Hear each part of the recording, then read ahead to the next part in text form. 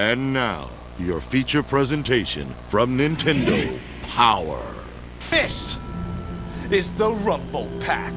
Only for Nintendo 64. In 1997, Nintendo proudly released the Rumble Pak, bundled with Star Fox 64 for the Nintendo 64 game console. It was the first of its kind, immersive, dramatic, cinematic rumble in your living room. And it wasn't just a gimmick. It was a mechanical device that brought real-world physics into our hands for the very first time. But how did a spinning piece of metal create that feeling? And how did Nintendo evolve that simple intense buzz into the subtle, crystal clear sensations of a Switch's HD Rumble? Today, we're dissecting the technology, the engineering, and the physics behind Nintendo's greatest tactile innovation that opened a new era of gaming. The Nintendo 64 controller came with an expansion port. Originally, this was only used for the memory card, but when Nintendo was developing Star Fox 64, they wanted an upgrade. But plain visuals just didn't seem like enough, and so with the hardware team, they came up with the concept of Rumble. The N64's rumbling feature was rather primitive. It used an ERM motor with an unbalanced rotating mass. When the motor starts spinning, centripetal force pulls the mass inwards towards the motor shaft bearing. This causes an oscillating unbalanced force that vibrates the controller. It required 2 AA batteries, which last for about 60 or 70 hours of continuous rumbling. The software doesn't have a lot of control over it though. All it can do is to send a signal to start or stop the motor. No speed control, just an on and off switch controlled by 2 pins in the expansion port.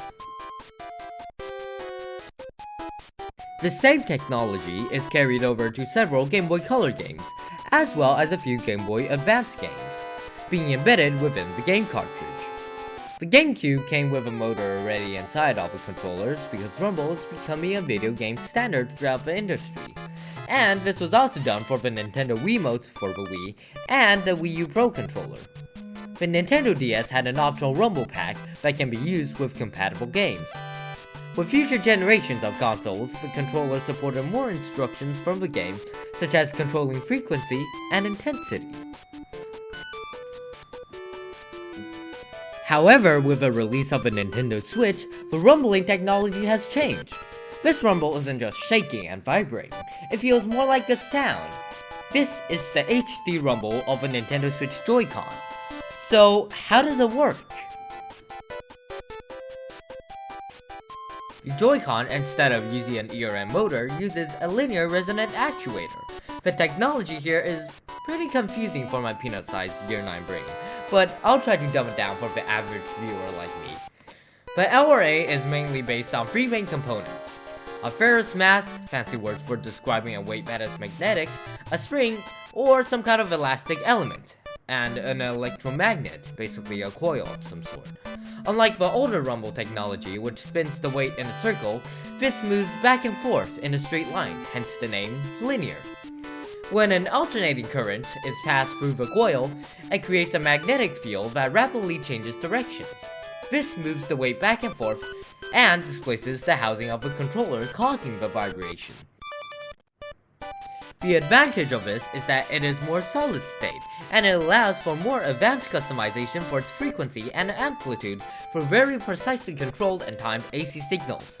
The Switch 2 further upgraded this with even more powerful motors and fine-tuning the frequency response and the response time. People have used HD Rumble to create some pretty cool things, such as controlling the frequency and using it as an orchestra.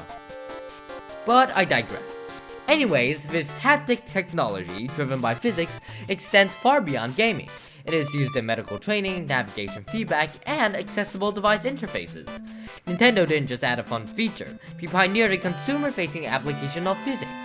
Today, you can see haptic technology such as Rumble in a lot of devices, such as smartwatches, phones, tablets, and more.